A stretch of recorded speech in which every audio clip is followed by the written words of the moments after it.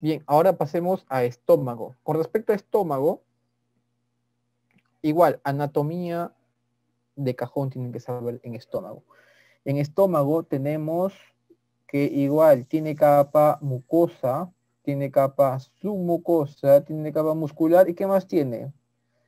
Mucosa, submucosa, muscular, ¿y qué más?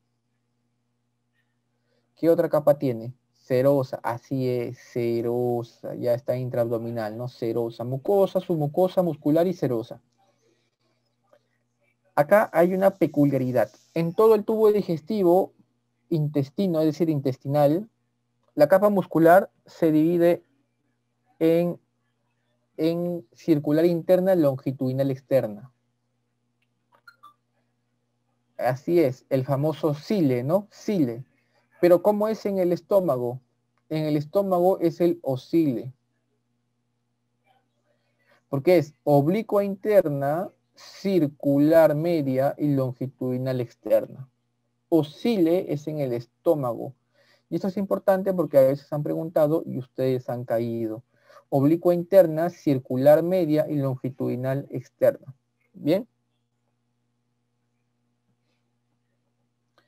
Con respecto a la irrigación del estómago, tenemos de que va a estar irrigado por el tronco celíaco. Y el tronco celíaco es una de las troncos arteriales que me interesa que se lo aprendan. ¿Por qué? Porque va a irrigar a estructuras importantes en el tubo digestivo, el tronco celíaco. Y el tronco celíaco tiene 3 ramas. Miren este tronquito, este es el tronco celíaco. El tronco celíaco tiene esta rama de aquí, que es la gástrica izquierda. Tiene esta rama de aquí, gástrica izquierda. Gástrica izquierda. Tiene esta rama de aquí que va por detrás del estómago y va hacia el vaso, que es la arteria esplénica.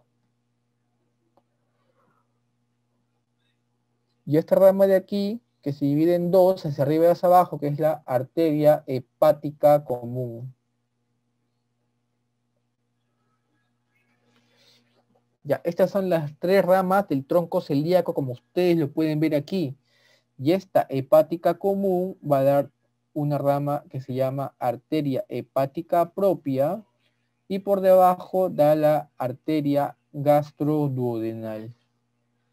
Ya, acuérdense, la arteria hepática común da la arteria hepática propia y la arteria gastroduodenal. Bien, la arteria gastroduodenal va a dar a una arteria que es la arteria gastroepiploica derecha. Gastroepiploica derecha, la gastroduodenal. ¿Qué más? La esplénica va a dar, miren acá la esplénica va a dar a la arteria gastroepiploica izquierda.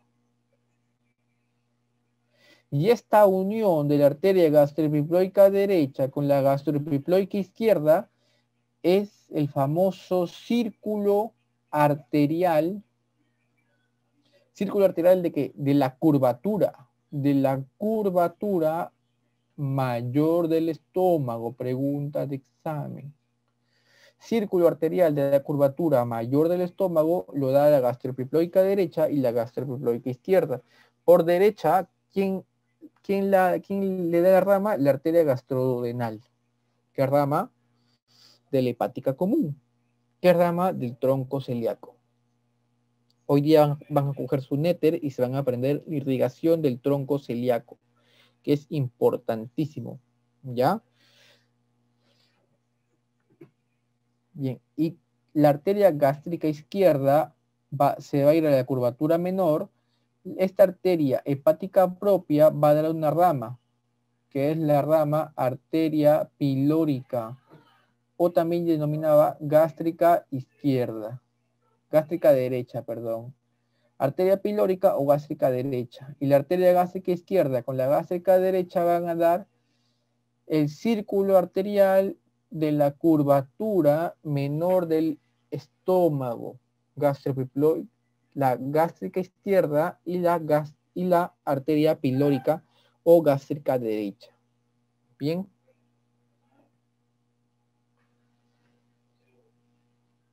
Bien, seguimos entonces, seguimos. Con respecto a la fisiología de la secreción gástrica. Normalmente nosotros tenemos la secreción gástrica, 3 fases de secreción gástrica. ¿Y cuáles son? Cuando pensamos en comida, cuando comemos y luego que comemos. Antes de comer, durante la comida y después de comer secretamos ácido. Y antes de comer, ¿por qué? Porque nosotros tenemos una fase que se llama la fase cefálica de la secreción ácida. Y esa fase cefálica es porque piensas en comida. Es cuando ustedes están en sus hospitales, están en sus casas, están estudiando y de la nada se les hizo tarde, etc. Salieron, no desayunaron, están almorzando tarde y ustedes comienzan a pensar en algo buenazo, una hamburguesa, unas chipapas, chipollo y comienzan a sentir como dicen, uy, oye, me arde mi estómago. Es porque tengo hambre. Es porque estás pensando en comida, estás pensando en comer y tu fase cefálica de la secreción ácida gástrica se pone en acción. Fase cefálica, estás pensando. Tu estómago dice, oye, ya pues estás pensando en comida y ¿a qué hora, no? Y luego tú dices, ya, voy a comenzar a comer. Comes, cae la comida en el estómago y el estómago dice, ahí voy al ataque. Y comienza la fase gástrica. Fase gástrica de la secreción ácida.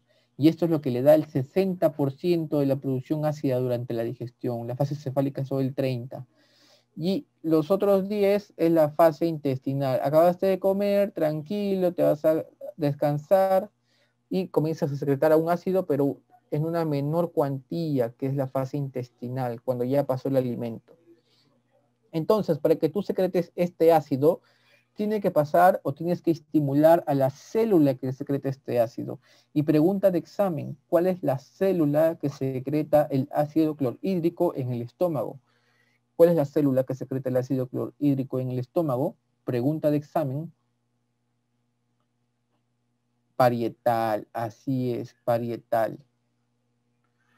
No se maleen, ¿ah? Por ahí me dicen las adenocarcinomas parietales. No se maleen, ¿ah? Tranquilos.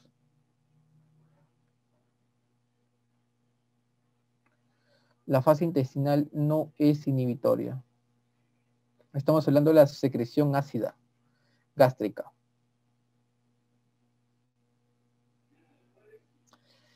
Bien. Entonces, quienes secretan el ácido es la célula parietal u oxíntica. Así es, así es, así es. Célula parietal u oxíntica. ¿Ya? Entonces, ¿quiénes son los que estimulan a esta célula parietal u oxíntica a secretar ácido? Tiene 3 receptores. Y si tiene 3 receptores es porque 3 sustancias la estimulan. ¿Y cuáles son esas 3 sustancias que la estimulan? El parasimpático, una de ellas. ¿Y qué hace el parasimpático? No sé, pero me dijeron que el nervio vago ahí trabaja.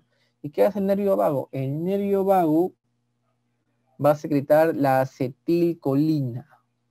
Esta acetilcolina, acuérdense que la acetilcolina tiene 2 tipos de receptores. ¿Cuáles son esos 2 tipos de receptores? Muscarínicos y nicotínicos, ¿sí o no? Ya. Cada uno va a tener su sitio de acción. El estómago tiene receptor muscarínico M3, pregunta de fisiología. Entonces, el nervio vago secreta la acetilcolina, va a través de los plexos, va a estimular al receptor muscarínico M3 a través de la acetilcolina para que se secrete ácido. ¿Cuál es otro tipo de estímulo para que se secrete ácido? La gastrina. La gastrina, que es una hormona que va a estimular el receptor de colecistoquinina 2 a secretar ácido. ¿Y qué más? La histamina.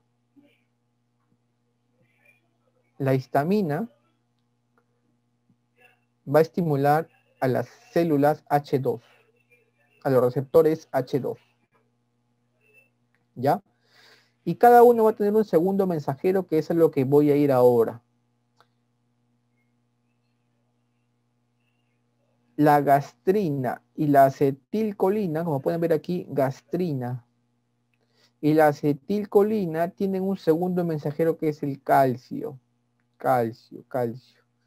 Es decir, el gastrina, acetilcolina, el calcio utiliza como segundo mensajero el calcio. Y las células muscarínicas M3 tienen como, las células de histamina H2 tienen como segundo mensajero el AMP cíclico. Calcio, gastrina, acetilcolina y el AMP cíclico, histamina.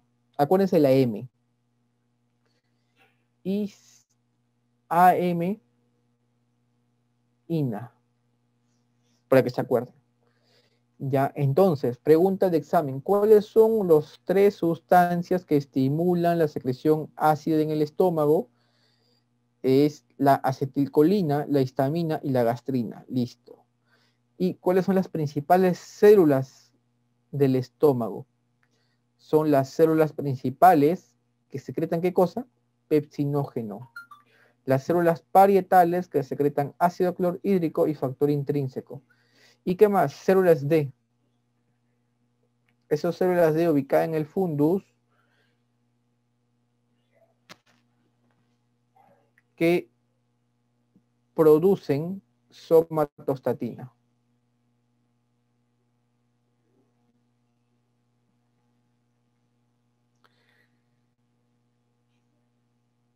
Bien, a las 5 en punto vamos a tener un break, ¿ya? Porque nos quedamos hasta las 7, creo que tengo entendido. Tenemos un break de 5 minutos y comenzamos nuevamente. A las 5, ¿ah? Falta creo que 5 minutos.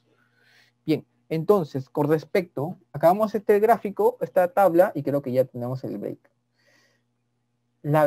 Estas son las hormonas principales del estómago. Estas son las hormonas principales: gastrina, colecistoquinina, secretina, péptido inhibidor gástrico y motilina. Estas son las principales. Y cada uno tiene su lugar de secreción, su estímulo y sus acciones. La gastrina, como bien les he dicho, se secreta en las células G del antro gástrico. El estómago en su antro, acuérdense que el estómago se divide en fondo, cuerpo y antro. El antro es el segmento más distal. Acuérdense que la gastrina se secreta en el antro gástrico. ¿Y cuál es el estímulo para que estas células G secreten gastrina? Que se distiende el estómago. Yo como, se distiende mi estómago y la célula G va a comenzar a trabajar, a producir gastrina, y la gastrina, como ya les enseñé, estimula al receptor de colecistoquinina 2 y estimula la secreción de ácido gástrico para mejorar la digestión. ¿Qué más? La colecistoquinina, también súper preguntada. Acá debió ir un fénix, por ejemplo, la colecistoquinina. La colecistoquinina que se produce en las células I de la mucosa del duodeno y yeyuno. Principalmente duodeno. La colecistoquinina se produce en las células I, acuérdense, en el duodeno. Y se produce ¿por qué? Porque normalmente cuando nosotros comemos grasas, estas grasas van a llegar al duodeno y las células I van a decir, oye, ¿por qué comes tanta grasa? ¿Y ahora qué voy a hacer para digerir toda esta grasa? ¿No? Entonces va a llamar a la colecistoquinina. La colecistoquinina, que es una hormona que va a tener doble efecto. Así es, va a tener doble efecto. ¿Cuál es el efecto de la colecistoquinina? Número 1, va a contraer la vesícula, potenciar la motilidad de la vesícula biliar. ¿Para qué? Para que se expulse la bilis. Y además, otro efecto de la colecistoquinina va a relajar el esfínter de Oddi. Relaja el esfínter de Oddi. Con respecto a la secretina que se produce en las células S de la mucosa del duodeno, al revés de lo que su nombre puede hacer inferir, la secretina es para que disminuya la secreción ácida, inhibe la secreción ácida gástrica y va a favorecer la secreción pancreática de bicarbonato para neutralizar el ácido en el intestino delgado. O sea, tú tienes tu paciente que va a secretar un montón de ácido a su estómago, este ácido normalmente en el intestino delgado no, o en el duodeno no debe estar, porque el pH normal del duodeno es en promedio 5 a 6. No, por eso, no puede estar menos. ¿Por qué? Porque a ese pH se activan las hormonas que van a digerir las hormonas proteolíticas peptídicas, ese pH. Por eso que cuando tienes un pH muy ácido, tu secretina dice, oye, no, vamos a secretar bicarbonato. Pucha, ¿y quién produce bicarbonato? Bicarbonato lo produce el páncreas. Así que dicen, ah, ya, esta secretina va a hacer que el páncreas secrete su bicarbonato y no pase nada con ese ácido normal, no va a hacer daño. Estas son las tres principales hormonas que sí o sí tienen que saberlo. Gastrina, colecistoquinina y secretina. Las tres. El péptido inhibidor gástrico y la motilina también. Sin embargo, el péptido inhibidor gástrico lo único que hace es reduce levemente la motilidad del estómago, retrasando así el vaciamiento gástrico. Y la motilina, que se produce en la primera parte del duodeno, en condiciones de ayuno, va a aumentar la motilidad gástrica. Por ejemplo, algunas guías mencionan que la eritromicina, que es un antibiótico macrólido, es un agonista de la motilina. Por eso que a veces la eritromicina, según algunas guías, lo utilizan como procinético. ¿Ya? Entonces, ¿alguna duda con respecto a este cuadrito, esta tablita? ¿Alguna duda? Porque es muy importante que conozcan qué hace la gastrina, qué hace la colecistoquinina, qué hace la secretina. Bien, si no hay ninguna duda, vamos a ir a un break de 5 minutos y nos volvemos a encontrar en 5 minutos para continuar con la segunda parte. Bien, chicos, continuamos entonces.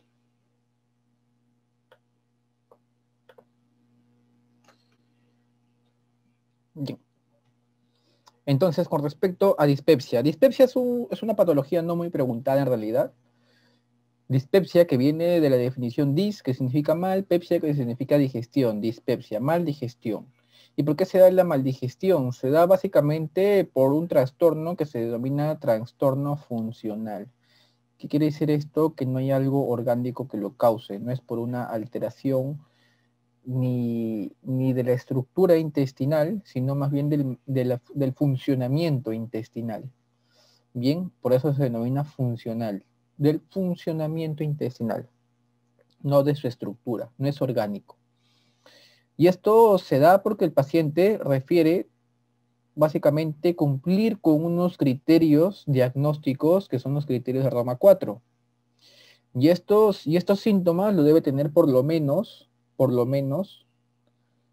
3 meses, que se denominan plenitud postprandial, llenura precoz, dolor epigástrico, ardor epigástrico, que se van a subdividir en síndrome de distrés postprandial, si tiene plenitud postprandial, llenura precoz, o dolor epigástrico si predomina el dolor, ¿no? Obviamente en ausencia de una enfermedad orgánica, ¿no? Que explique los síntomas. Bien, hablando de Helicobacter pylori, ahora que esto sí es frecuente y sí es rentable y sí es preguntado. ¿Qué es el Helicobacter pylori? El Helicobacter pylori es un bacilo gram negativo microaerófilo. ¿Y por qué es importante conocer el Helicobacter pylori? Porque según la OMS es un carcinógeno del tipo 1. Es decir, el tener Helicobacter pylori ya te hace propenso a tener cáncer gástrico. ¿Y qué más? Con respecto al Helicobacter pylori, es la principal causa de gastritis crónica en el mundo. El Helicobacter pylori es la principal causa de gastritis crónica en el mundo. ¿Y cuál es su transmisión? Generalmente en un 95% es fecal oral. Sin embargo, hay veces que se puede transmitir oral, pero es menos frecuente. Produce la famosa ureasa.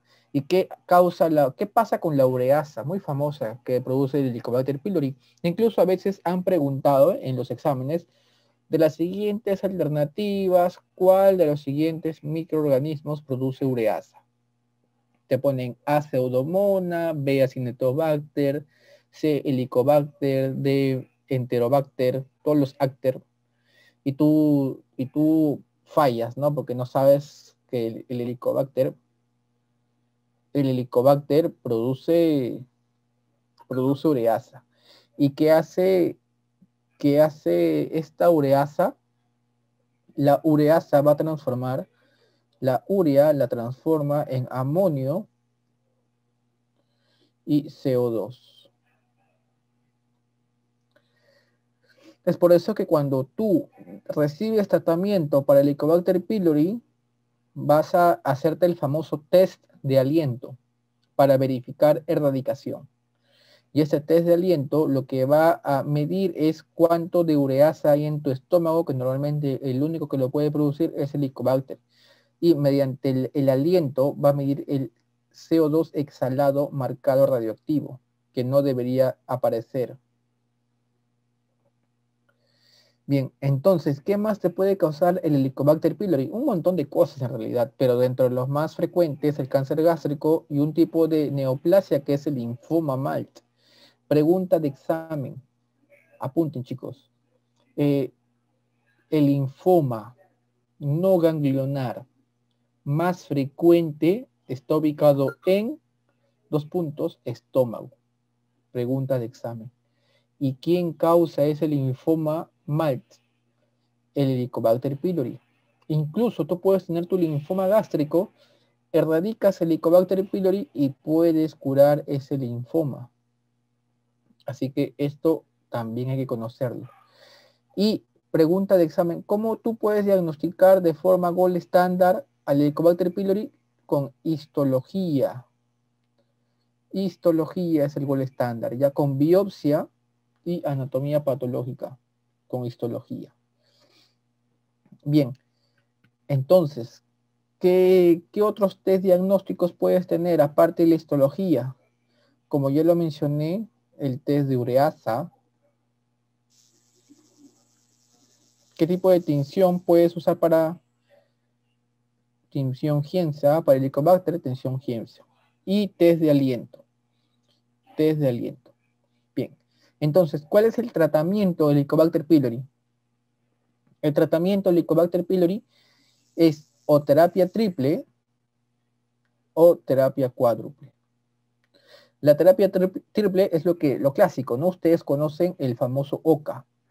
Omeprazol, claritromicina, amoxicilina, eso lo saben todos. Omeprazol, IVP, amoxicilina y claritromicina por 14 días. ¿Y la terapia cuádruple la saben? A ver, si yo les digo, a ver, ustedes les viene una pregunta que ya ha venido, ¿ah? Ha venido en el salud del último año. Ha venido en el salud del último año. Si tienen un paciente con el Helicobacter pylori que es alérgico a las penicilinas, ¿qué le dan? ¿Mm? Si es alérgico, no le vas a dar amoxicilina, ¿no? No le vas a cambiar por metronidazol. Ese esquema no está tan estandarizado aquí en Perú. Si es alérgico a las penicilinas, ya a ver. Si es que el paciente te dice, doctor, pero a mí me da COVID hace 2 meses y me tomé mi acitromicina por 10 días y me curé. Ahora tomo acitromicina por si acaso cada semana, una pastilla. ¿Me hará bien? ¿Normal? ¿Puedo tomar eritromicina? Ya. Entonces, si tú tienes tu paciente que es alérgico a las penicilinas o ha recibido macrólidos en los últimos meses, tienes que darle terapia cuádruple. Y la terapia cuádruple es el famoso esquema Tombo. No creo que haya policías aquí, ¿no? Tombo. Que es, número 1, tetraciclinas. Número 2, omeprazol. Número 3, metronidazol. Y por último, bismuto, TOMP-O.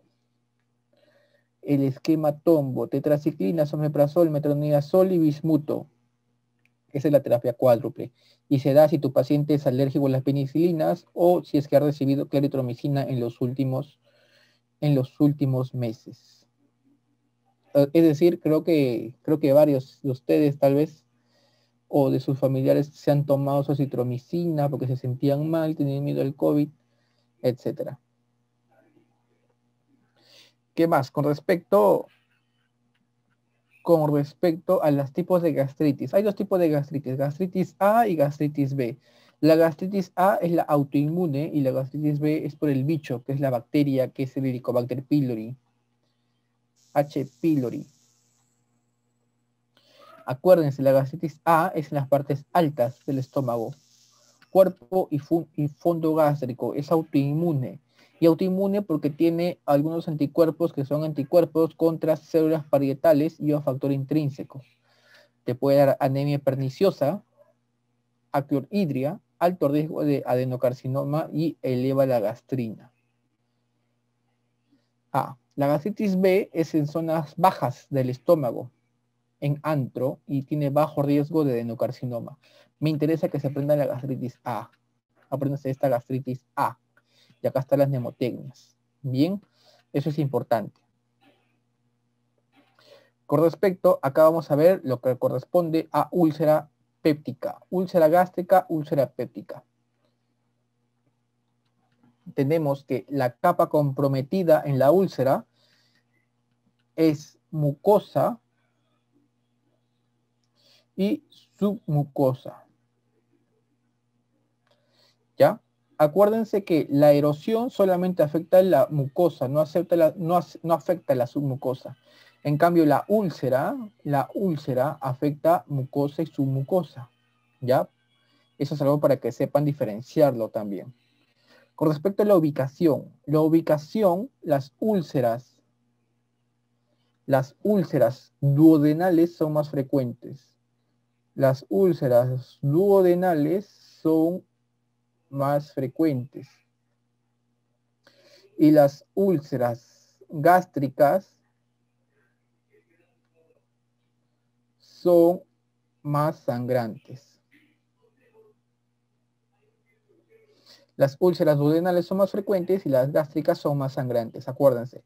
Es por eso que cuando les digan causa más frecuente de hemorragia digestiva alta, es la úlcera duodenal, porque es más frecuente, ¿ya? La clínica de la úlcera puede ser dolor abdominal,